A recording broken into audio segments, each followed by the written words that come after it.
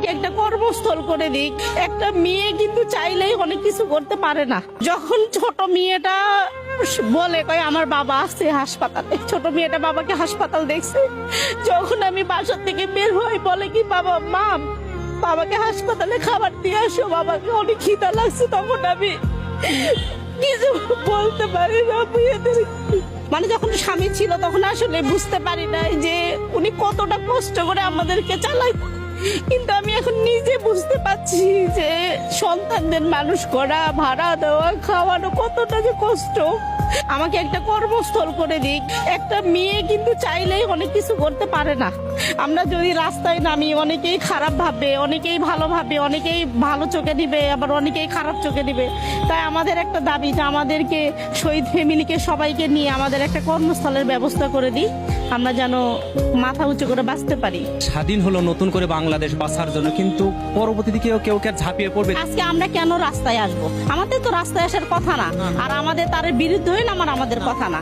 আমরা বাসায় থাকা, আমাদের সান্ত্বনা দিবে যে তোমরা কি করতে চাচ্ছ, কি হবে।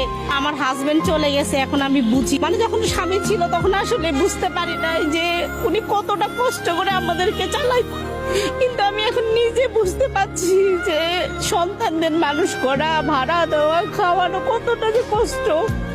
এই ভাড়টা আমি যে কাঁধে নিছি, এটা আমাদের একটু সান্ত্বনা দিত, আমাদের একটা ব্যবস্থা করে দিক। আমি এটা স্থায়ী একটা ব্যবস্থা করে আপনার হ্যাঁ, আমরা রাজপথে নামা লাগবে না, আমাদের একটা থাকার মতো জায়গা করে দিক।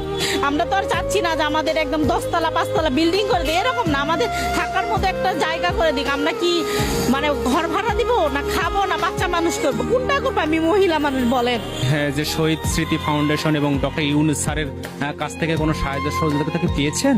হ্যাঁ, আমি জুয়েল স্মৃতি ফাউন্ডেশন থেকে আমি সাহায্যতা পাইছি। আমার শাশুড়ি কিছু পাইছে, ওনারাই ভাগ করে দিছে, আমাকেও কিছু দিছে। আমার টাকা দিয়ে আমি আমার স্বামীকে চিকিৎসা করাইছিলাম হাসপাতালে।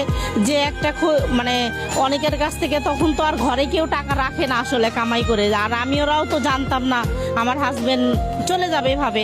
তখন আমি কিছু ঋণ ছিলাম, আমি ঋণটা শোধ করি করে আমি একটা ছোট্ট কাপড়ের ব্যবসা খুলছি বাসায়। যে ইসলামপুর থেকে কাপড় নিয়ে এসে আমি বিক্রি, আমি চাচ্ছি এটাই যেন আমি বড় করে আমার 2টা সন্তানকে মানুষ করতে চাই। আমার